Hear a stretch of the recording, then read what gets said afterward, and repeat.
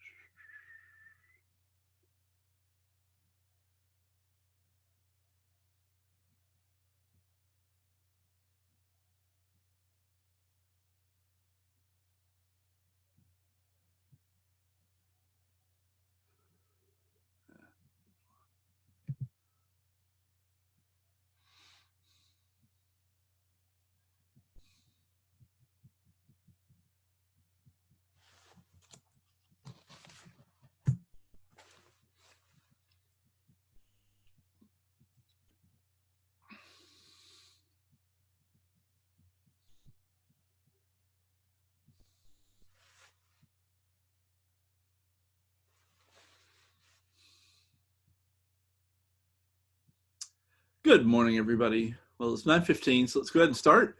Last week of classes. Yay!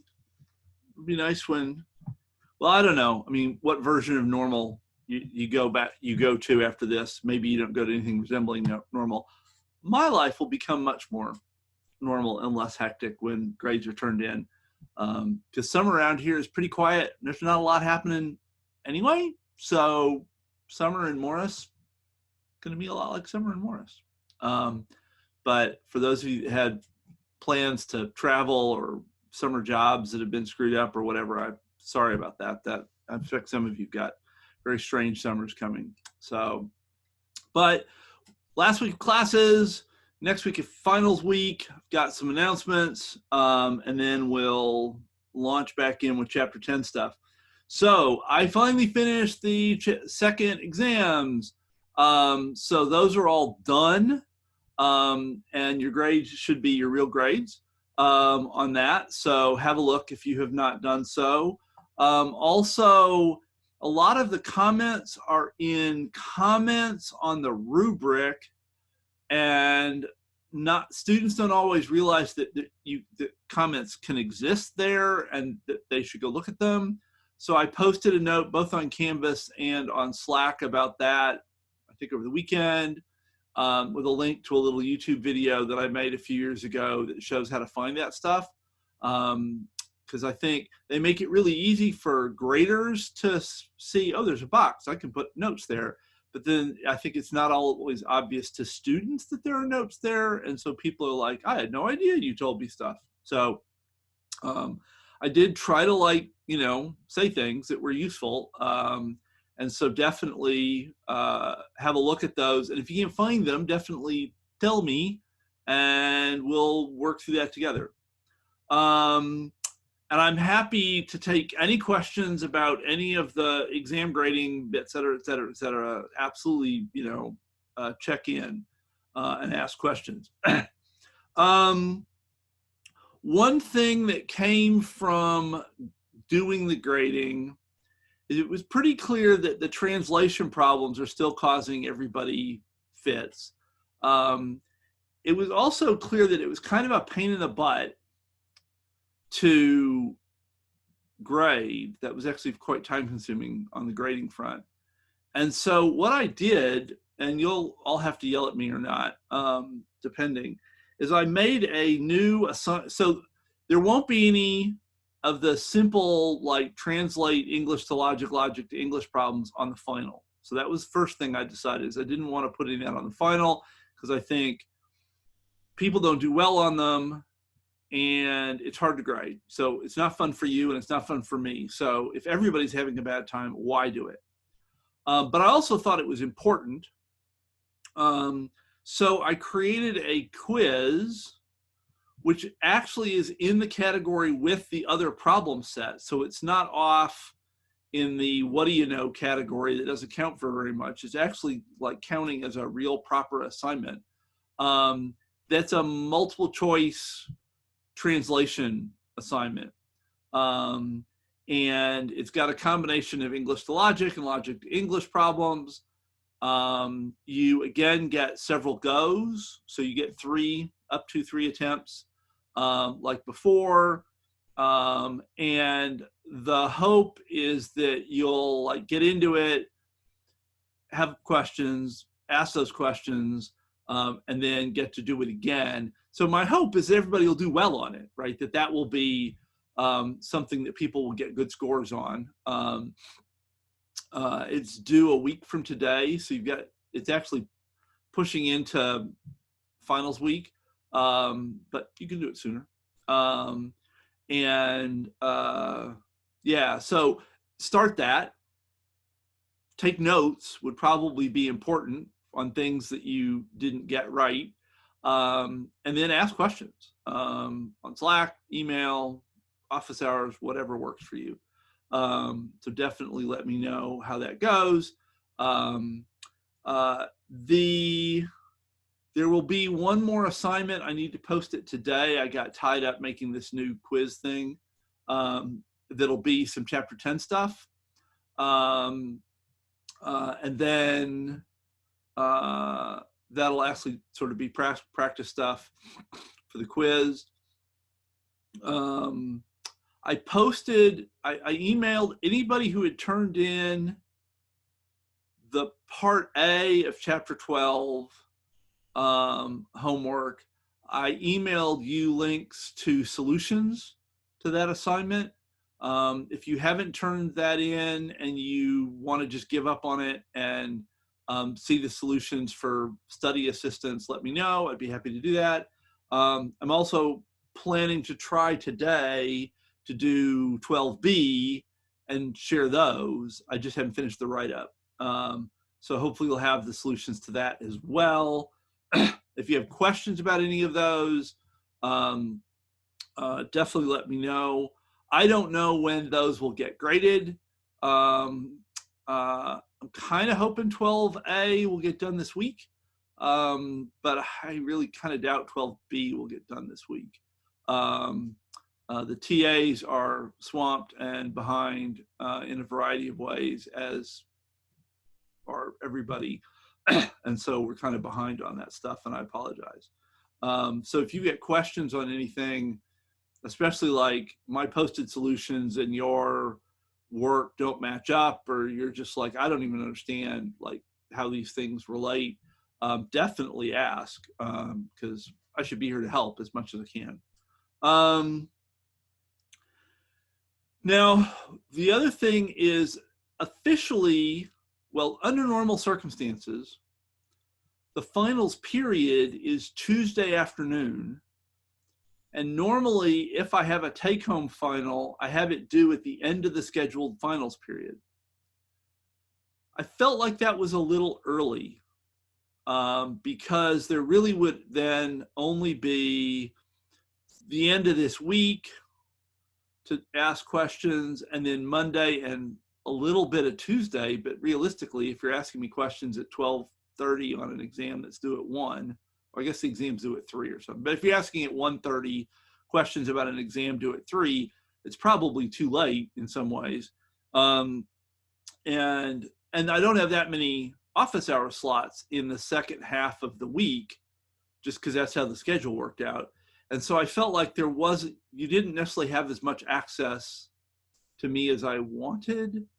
So I'm going to move the due date on the final to Wednesday evening instead of Tuesday midday or afternoon. And then I have basically 9 to 4, 9 to 5 on Monday, Tuesday, and Wednesday of finals week are all appointment slots. So there are a lot of slots where you can make an appointment and ask questions about the final, about any homeworks that you're cleaning up, whatever is going on.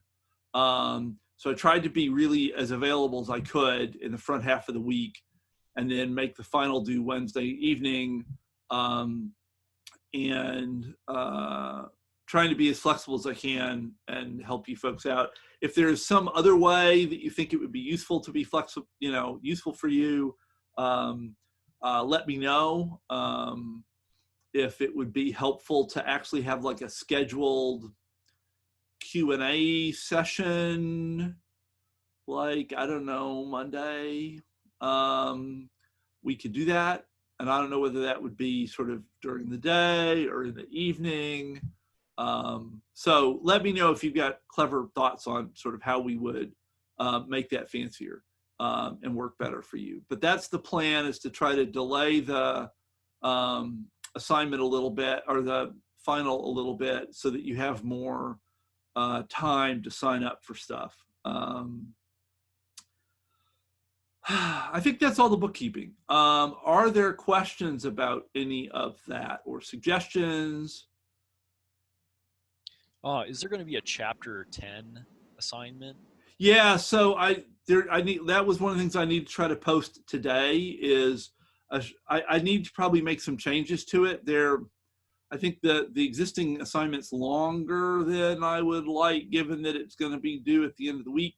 So I need to like cut a couple of things out of it. But I will post something for chapter 10 before the end of today. Does that make sense? Yep. Cool. And I should say, there's an important part of what's logically part of chapter 10, actually at the end of chapter 12, on proving the correctness of while loops. I don't know. I mean, there's not going to be anything on an assignment about that. And I won't put anything on the final about it, but I do want to try to talk about it. So we may, we'll see how the week goes. I mean, I'm trying to strike a balance here between answering questions and stuff like that, and trying to get through some of this material. I think, just so you're aware, I think we've probably covered about, I think we lost about 2 weeks of material in the second half of the semester.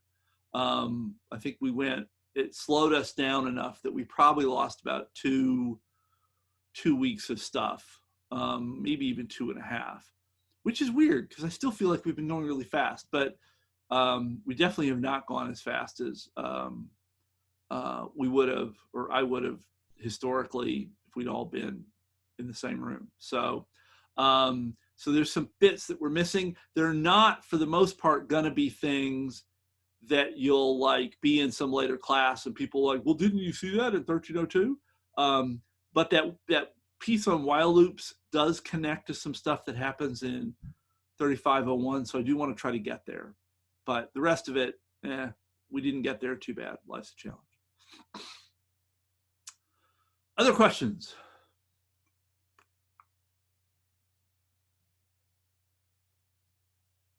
Going, gone. Okay, then share screen, whiteboard. Pew. Move you up out of the way.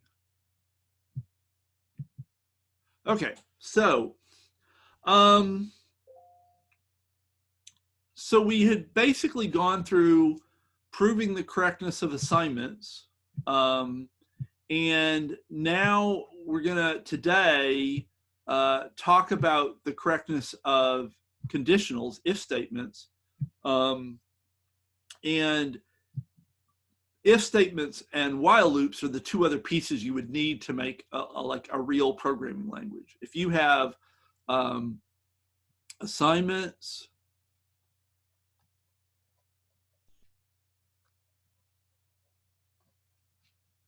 plus conditionals, so that's like if statements, plus loops or recursion,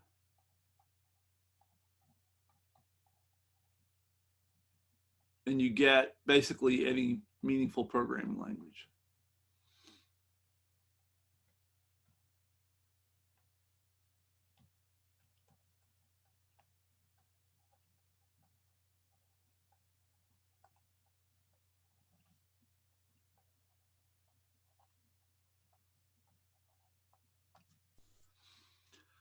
So we've talked about assignments. We've actually talked about recursion. So like the factorial and the Fibonacci stuff is recursion. And we could actually, in some ways, skip the loops and just do assignments, conditionals, and recursion. But it's many programming languages are heavily reliant on loops. So ignoring them seems a poor idea. If you're in 1201 doing Python this semester, for example, you've done lots of for loops. And so, leaving them out would seem to be a bad idea. If you took 1301 last semester in Racket, we did almost exclusively recursion there. And so actually we kind of have most of what we need to prove the correctness of recursive programs, but we do want to try to get to loops. But first we're going to do conditionals, okay? And so a conditional in the book setup is if B, then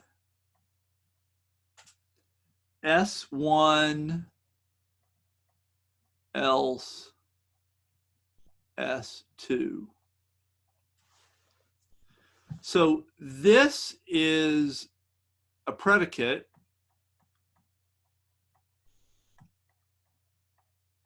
So it's true or false. And it's sometimes called the guard.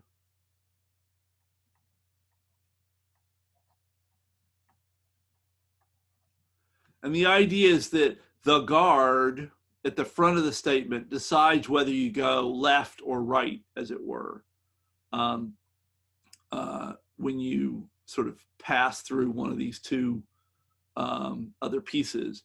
And then this piece is, what we do if B is true.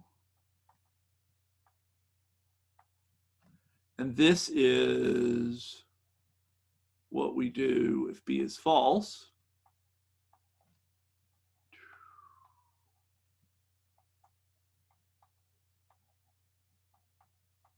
Okay. And where B was a predicate, S1 and S2 are themselves programs.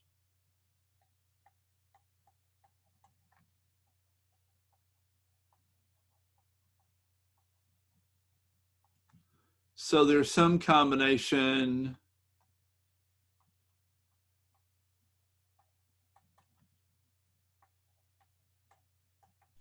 of assignments,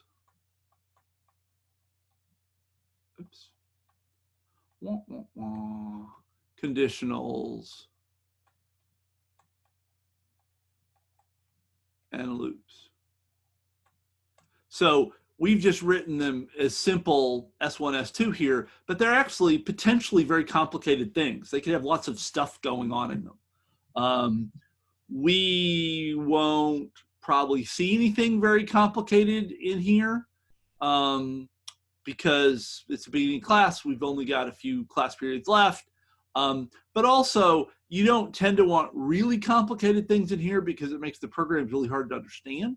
And that makes, if they're hard to understand, they're even harder to prove the correctness of as a rule. So we won't see anything super complex here, but there's no reason this couldn't have a conditional and this couldn't have a loop that has a conditional inside of it, and then some assignments. I mean, you could have like super complicated things in S1 and S2, okay? Does the setup here make sense? And if you haven't had any programming experience, definitely holler if this is not making sense, right? This should, hopefully, if I'm doing it right, more or less make sense, even if you've not done any programming. But if you haven't and you feel like you're really like losing track of what's going on, you should definitely let me know. But the idea basically reasonably straightforward. You evaluate this. If this is true, then you do these things. Otherwise, you do those things. So like you look outside, and if it's raining, then you take your umbrella. Otherwise, you take your hat. Okay. Um, so does that make sense? Questions about that before we talk about how to prove the correctness of something like this? Okay. So how do we prove the correctness of something like this? So theorem, or I guess it's really proof method. Proof method 10.5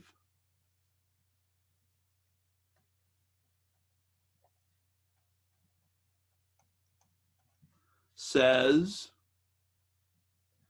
that to prove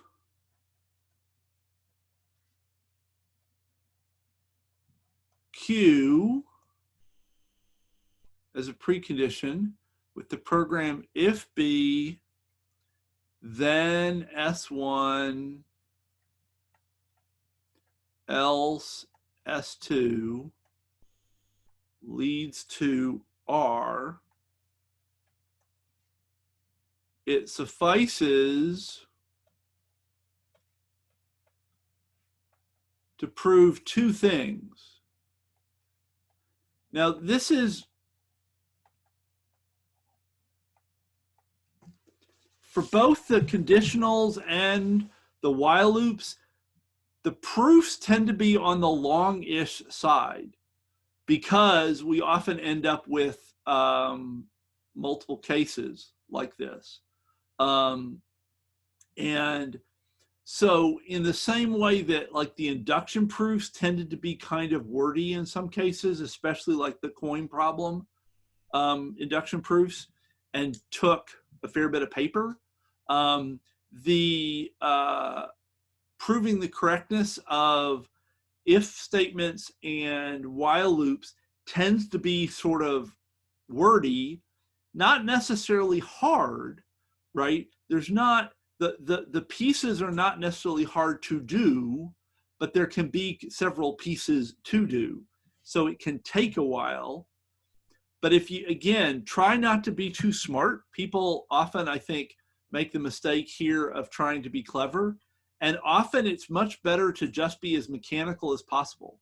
Like, try not to be smart and just do what the recipe says to do and don't think about it too much.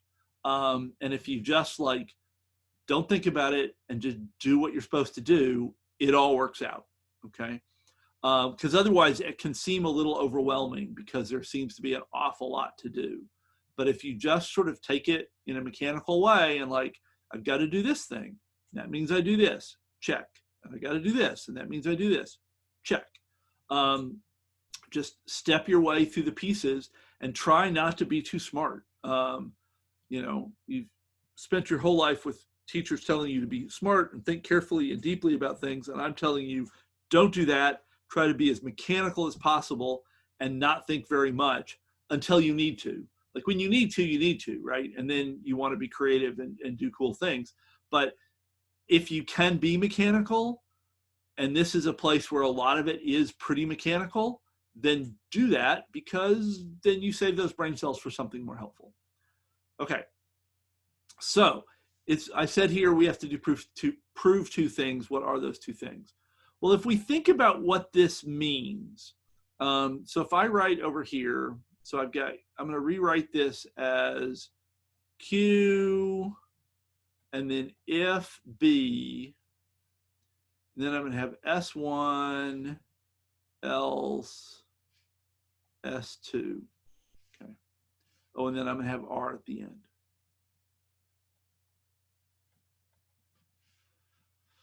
Okay, so if we think about this structure, this tells us we know Q is true before we start doing anything.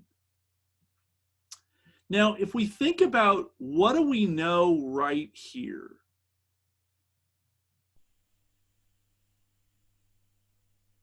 So when we get to this part of the if statement, well, we know Q is true because Q was true before we got into the if statement, and doing this didn't change that. This was just checking something. This doesn't change things. It just looks at the world and tells us stuff. So we still know that Q is true. Boop. But what else do we know? If we got to here, what must have been true for us to even get to this point? Anybody? B. Correct. B has to be true. Like if B had not been true, we wouldn't be, in this part of the if statement. So we know that B has to be true here. So we know Q is true because Q was true before we did anything. And we know B is true because because we got into this first part of the if statement. And the only way we could have gotten here was B being true, okay? So at this point, we know Q and B are both true. And then we're going to do S1. And when we finish S1, that will be the end of the if statement because we won't do S2. S2 is only done if B had been false. So we're never going to do anything else. So if we want R to be true at the end of the if statement, we need R to be true here.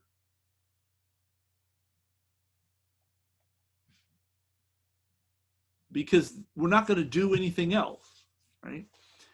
When we finish S1, we're done with all the doing that we're going to do in this if statement. So if the if statement is going to get us to R, S1 better get us to R, okay? Now that's a lot, actually. Are there questions about that? Because that's actually pretty important. If you understand what I did here, that's great. And if you don't, that would be a wonderful thing to ask a question about.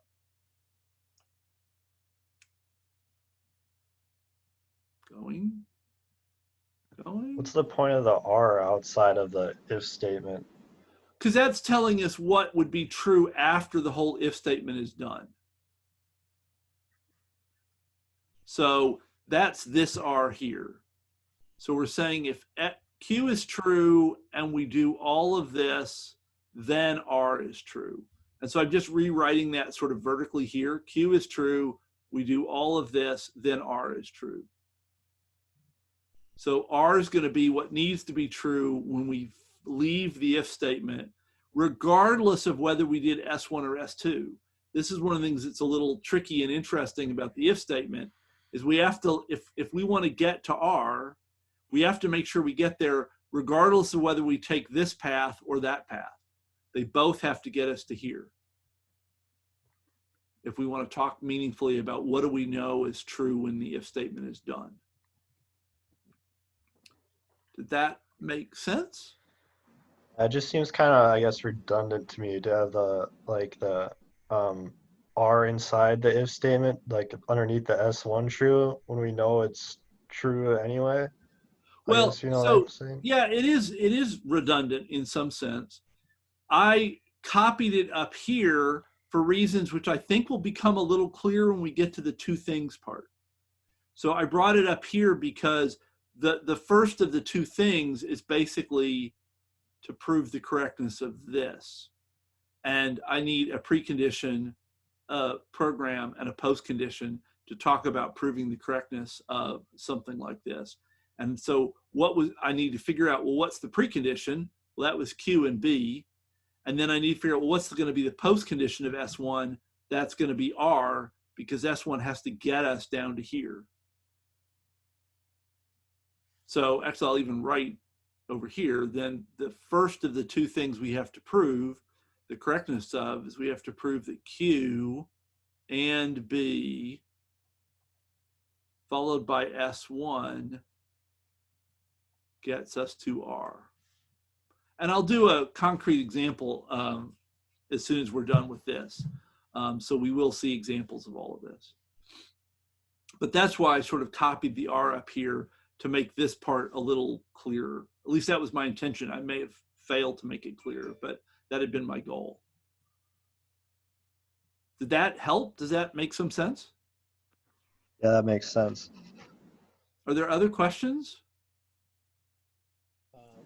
So the idea is kind of that the is the idea that you're kind of supposed to be proving that both S1 and S2 eventually lead to R, Correct. or that they just don't break. Because so what if you had a Q such that essentially S1 would never occur, like it couldn't. Right. Sure. So like if Q said n is greater than or equal to 0 and B was if n is less than 0, Yeah. then S1 just never happens. So then, so that would mean Q and B would be false. And it turns out that the way the rules work, if the precondition is false, this is going to be true regardless, because we don't have to worry about whether S1 gets us to R, because we're never going to do S1. So this being false is kind of like in an implication when the antecedent is false, we don't have to worry about the consequent. If the precondition is false, we don't really have to worry about what the program does, because the program's never going to happen. Okay. Does that make sense? Yep. So usually it is more like the other thing you said, where, whether we do S1 or S2, both of them are going to get us to R. So whichever one we do, we will get to here. Okay. Okay. So then, and actually I'm going to erase my S2 and move it up a little bit because it's a little low. Oh, come on. Eraser. Oh, erase. There we go. Thank you. So S2. So now in the else case, we still know Q is true, because Q is true. All we did was like check some things. We didn't change anything. So Q is still true. But now, what do we know is going to be true? What has to have been true for us to have gotten here?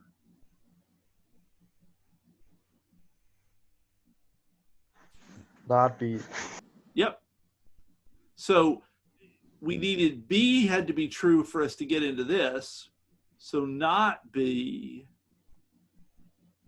is going to need to be true for us to come here.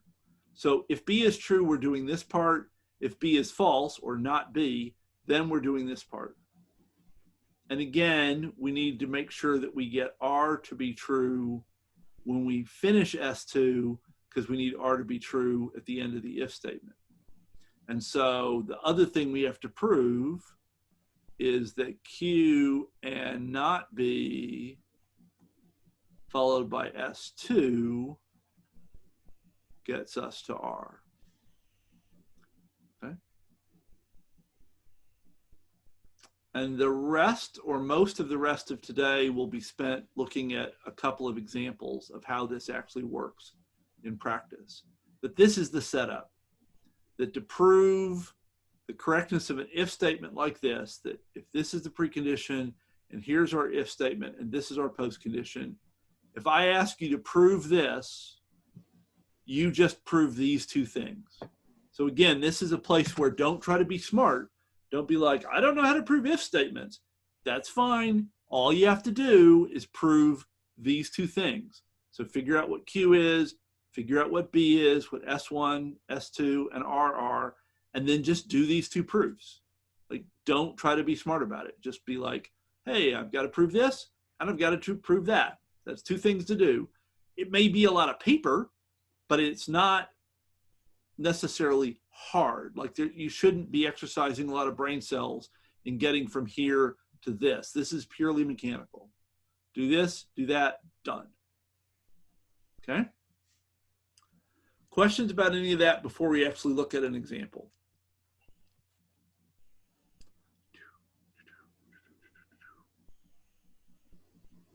Coolio. I'm going to make a new page. And we'll first do an example that's in the book, and then we'll do an example that's not in the book and is a little more complicated. So the example from the book says to prove true is our precondition, followed by if x at most y, then skip, and we haven't seen skip before, so I'll say something about it in a second, else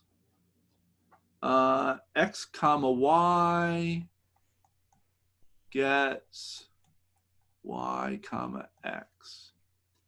And the post condition is going to be that x is less than or equal to y.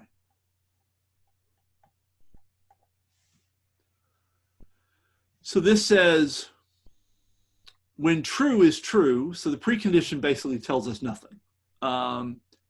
If we do this statement, at the end, x will always be less than or equal to y, regardless of the relationship between x and y before we did this. So this, we're proving that this program makes sure that x is less than or equal to y. Okay? Does that make sense? Questions? So using 10.5,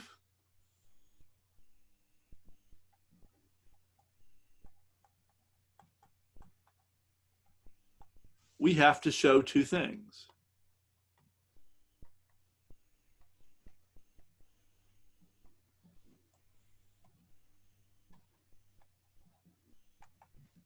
So the first was precondition, which is still true. Just copying that down. Oh, and undo.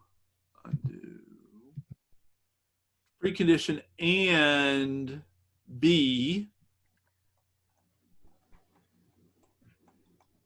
followed by S1, which is skip, leads to postcondition. And we have to prove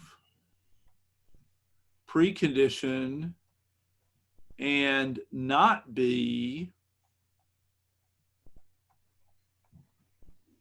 So I'm just taking the guard here and putting a negation in front of it, followed by this little program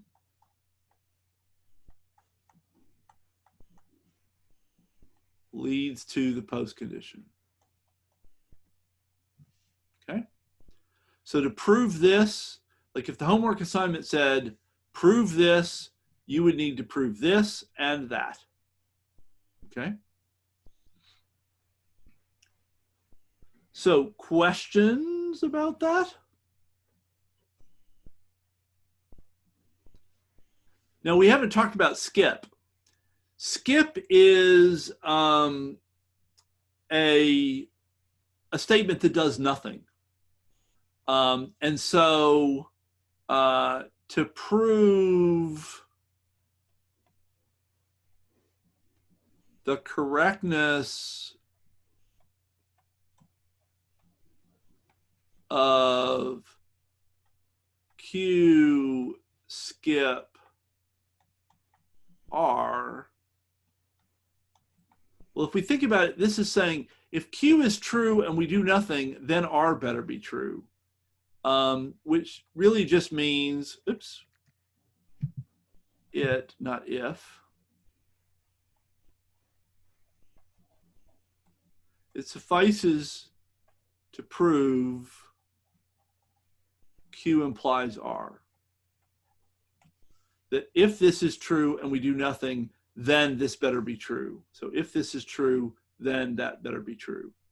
And most programming languages don't actually have a skip, although Python does. For those of you in 1201, and I don't think it's actually called skip. I think it's called something else in Python. I don't remember.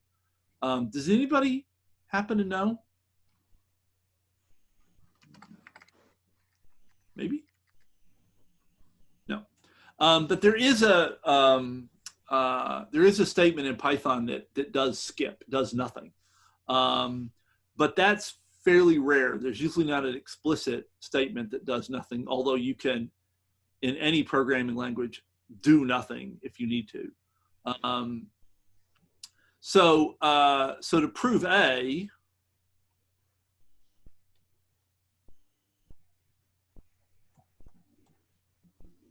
it suffices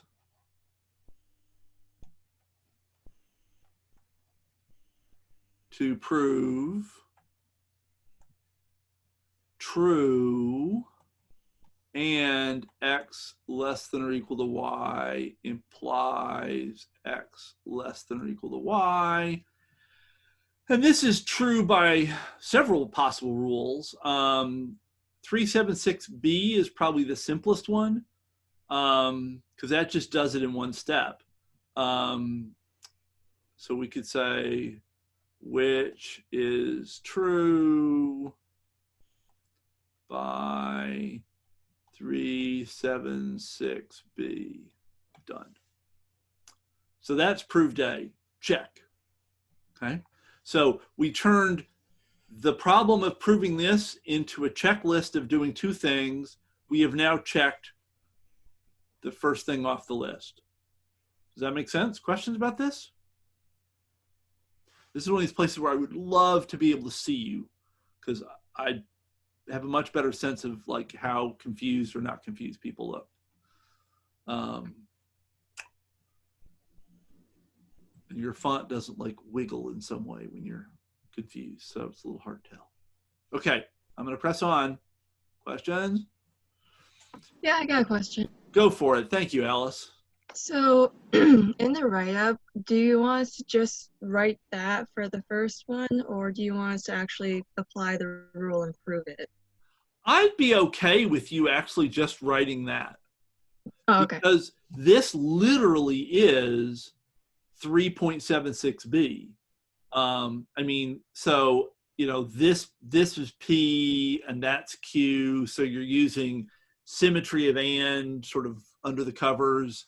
But I mean, this matches 376b pretty much exactly. And so I'd be quite happy if you said, that matches a rule that we have. Done. If you feel more comfortable writing it out a little more carefully, you are totally and always willing and encouraged to do that. But I would actually be okay with you writing this. That would be fine by me. Okay, thanks. Not a problem. Other questions? Okay, going. To prove B,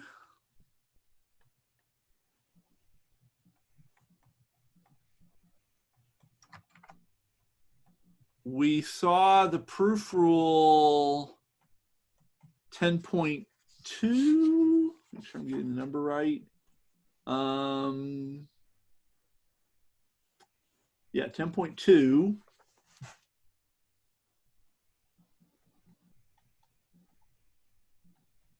To show that the precondition implies the postcondition. Oh, and I guess I should put the actual things in there, not the letters from the deal. So the precondition is true and not X at most Y. It implies the postcondition, which is X less than or equal Y,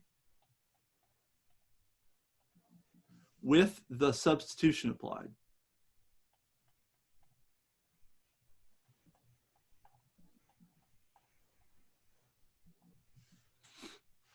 And here again, you want to be as mechanical as possible. It's like, oh, I have to prove something about an assignment.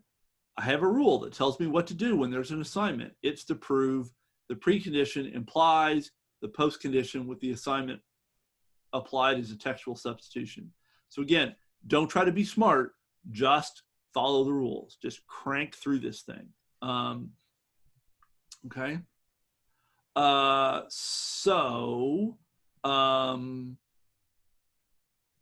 Let's see, how do I want to do this?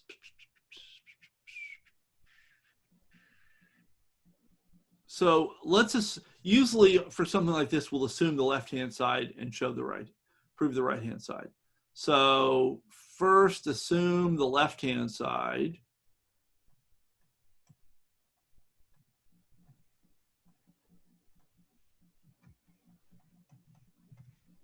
Which simplifies to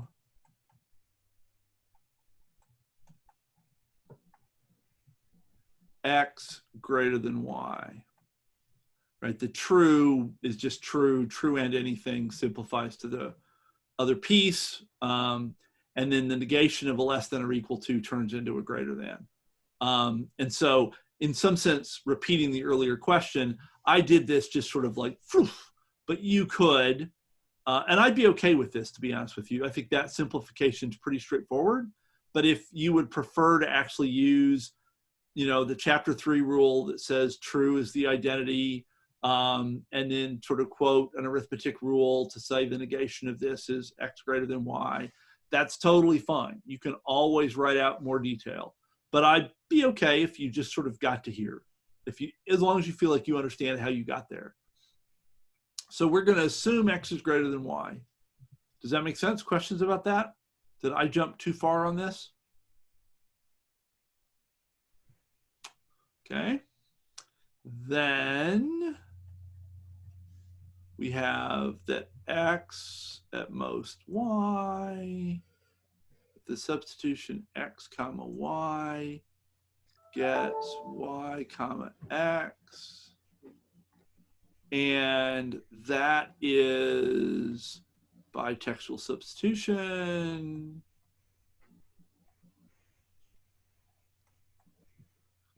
So we're just swapping x for y and y for x. So this becomes y at most x. So x got replaced by y and y got replaced by x. Okay? Does that make sense? And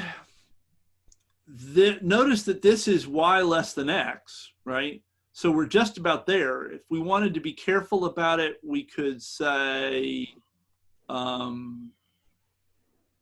the definition of less than or equal to, and we could split this out into y less than x or y equal to x.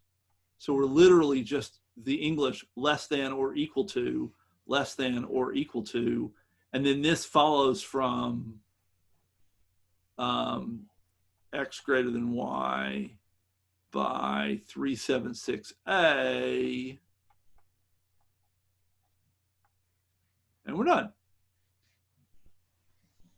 So and that's true by assumption. True by assumption.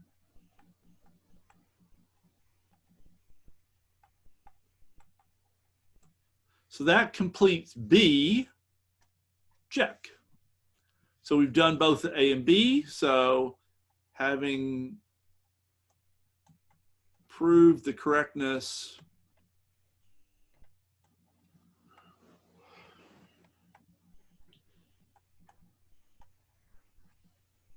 of both A and B, we have proved the claim.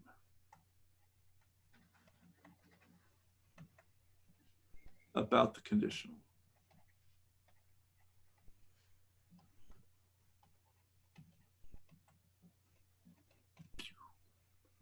QED.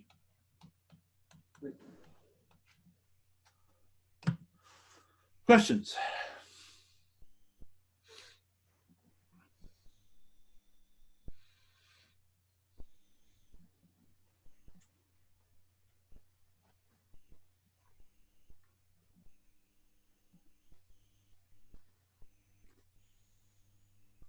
So this is a pretty simple example. The next example will be a little more interesting. But we're essentially saying here that, we've got an if statement that under either circumstances gets us to the same place, right? That we're going to get to x less than or equal y, regardless of the initial relationship between x and y. So we either do nothing because they were already in the order that we wanted, or we swap them because they were in the opposite order of what we wanted. Okay. And this proves that this is actually a correct program, that this will always do that, get us there, regardless of where we start. Okay. Questions? Before we do a more complicated example? Okay, let's do it. So here,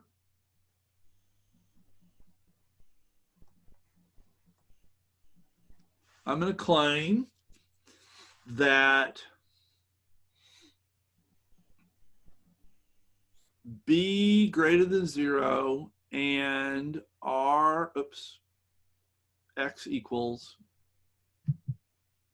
typoed, x equals r times a to the b. And this will maybe look familiar from a previous example. So I'm actually building on that same example that we were looking at last week. And before, you may remember there was an even odd thing going on. Well, this is going to be where that comes up. So we're going to say if even b, then a, b get a times a and b over 2. And we need that e to be even, we need b to be even so that we can divide by 2 and still get an integer. If b is not even, then we don't know that b over 2 is an integer, and that's a problem. So that's why we need this even b guard here, so this divide by 2 will actually work. Else, RB, and this is the case we looked at the other day, is R times A and B minus 1. And either way, we're going to get to B greater than or equal to 0 and X equals R times A to the B.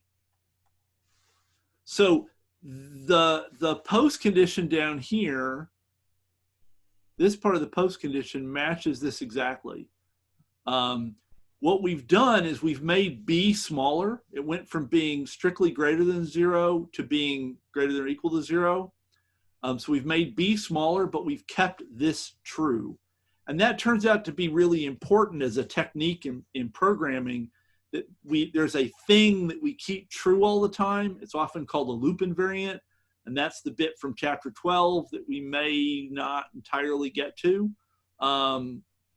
But this would be the loop invariant for a loop. It's a thing that remains true over and over and over again.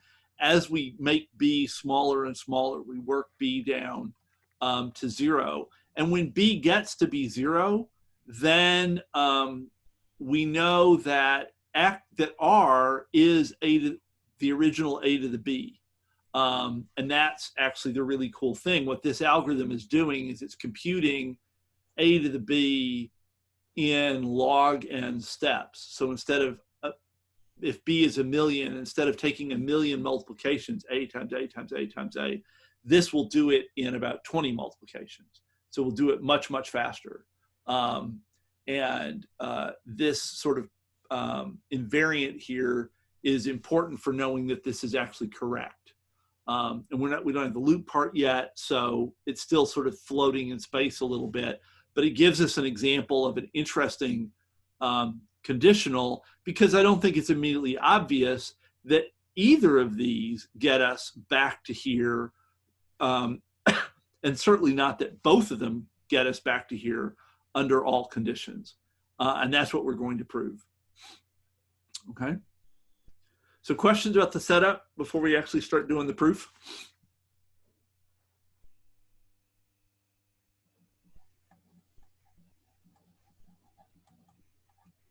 So by 10.5,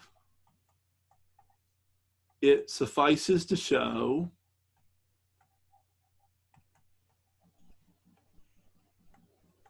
two things. So A,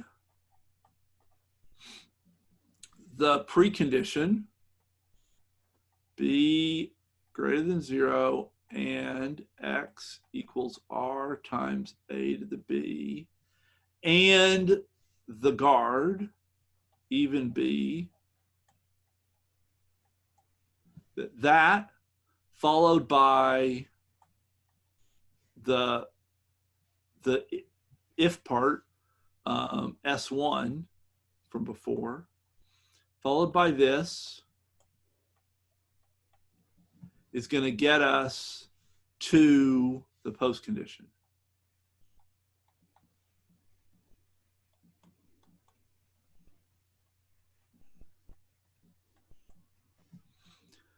So again, there's sort of a lot of writing here, but there's not a lot of thinking, right? To build this, I just took the precondition, added the guard, precondition and guard, the S1, and the post condition. So I'm just assembling pieces, all of which are sitting here, and I just need to reach in and grab the right parts and put them together. So it's like Lego instructions, right?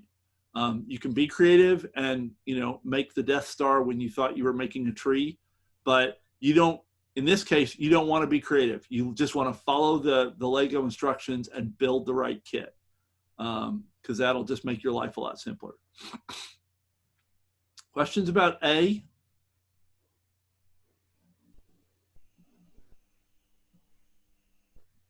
Then B, going to be just a slightly different set of Lego instructions. So B greater than 0 and X equals R times A to the B. So that's the precondition. And then we want not this.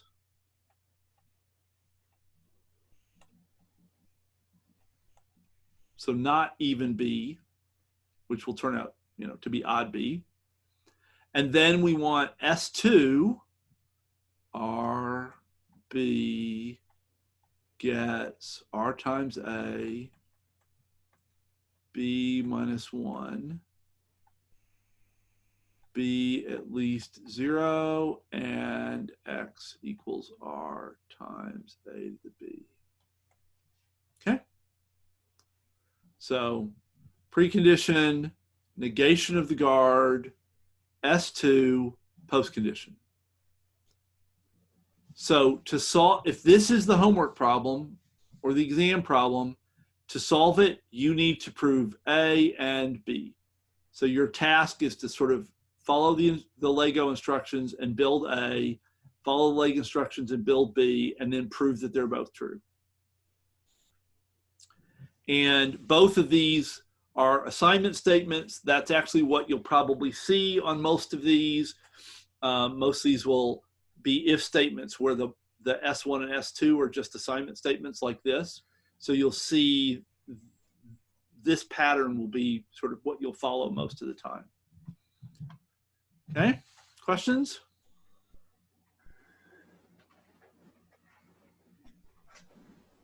We good? Going. So let's actually start A. Maybe we'll finish A today, we'll see. B is actually the same as the example from last week. So A is the new piece. So this is an assignment. So we look up the assignment rules, which are 10.2. It suffices to show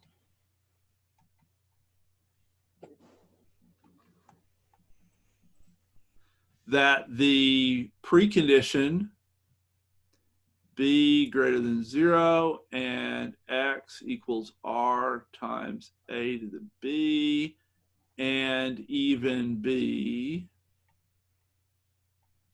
implies the postcondition b at least 0 and x equals r times a to the b, with the substitution applied, which is the assignment statement. So a, b gets a times a comma b over 2. Okay? With me there?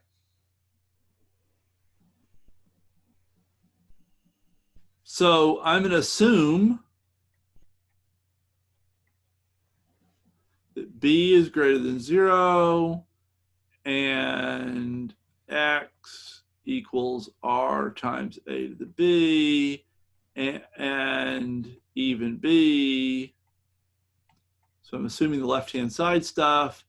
Then I want to prove the right-hand side. So I have b at least 0 and x equals r times a to the b.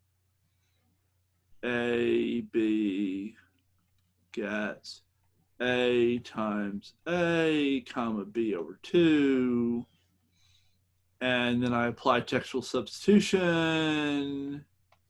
So I'm just sort of grinding through here and not, again, trying not to be very smart. Just do what I've got in front of me. So b gets replaced by b over 2. So b over 2 is at least 0. And x doesn't change. And r doesn't change.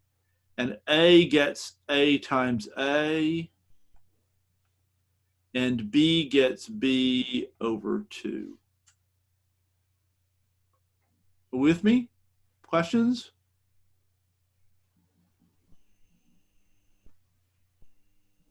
So,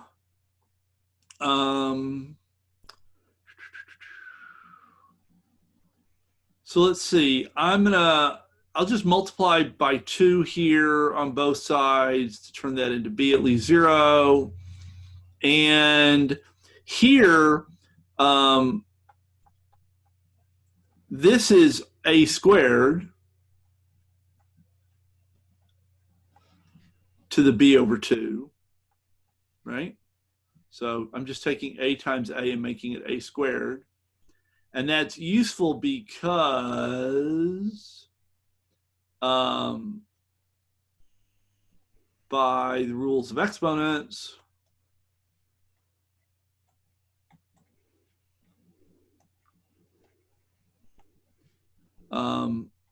b at least 0 doesn't change, and x equals r times a 2 times b over 2. So if you have an exponent with another exponent on top of it, you multiply the exponent. So we multiply 2, we multiply this 2 here and this b over 2 here, and now quite conveniently, by just arithmetic, this becomes x equals r times a to the b. And this is true because b is greater than 0. And this is true in the assumption directly. Nick, Yeah. see the very bottom on the left or on the right. I don't know if that's true for anybody else. Or how So it so this part and this part are being cut off? yeah. That's interesting.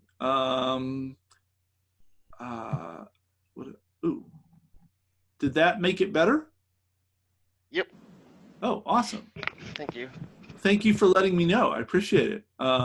I did not realize that that was a thing. So, yeah.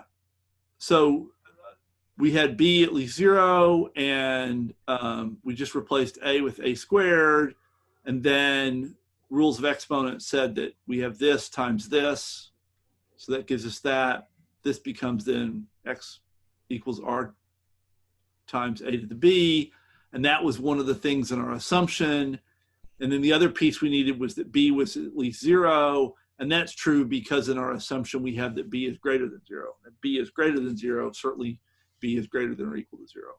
So that actually gets us to the end of A. So this completes A.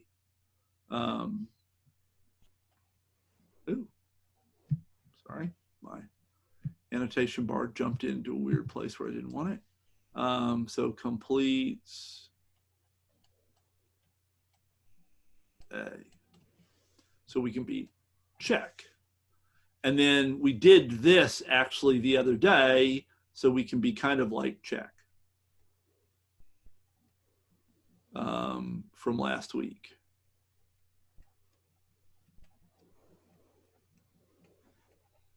And so that shows that this, I think, non-obvious if statement will always get us back to x equals r times a to the b. Oh, and I should have pointed out that we needed somewhere,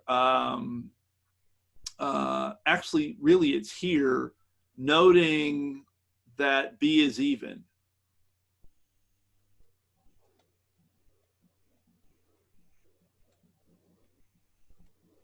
So I actually did need that b was even here, because if it wasn't, then the b over 2 is not going to be an integer. Or if we do rounding, if we live in a world of just integer arithmetic, if b is 5, 5 over 2 might be 2 and not 2.5. And 2 times 2 is 4, and we don't get back to b. So I kind of need that b is even to make sure that 2 times b over 2 gets us back to b here. So I did need that part of the assumption in this place. Even we didn't need the odd when we did part B last week. So I've run out of time. Are there any questions in the 0 minutes that remain? We can certainly return to this on Wednesday if that would be useful. If people are okay with this, actually, my inclination would be to say we're done with if statements, and then we'll try to do questions and proofs of while loops on Wednesday and Friday. So, questions about anything? Okay, we're a minute over. Hopefully, this was useful, and I will look forward to seeing everybody on Wednesday. Hang in there, it's almost over.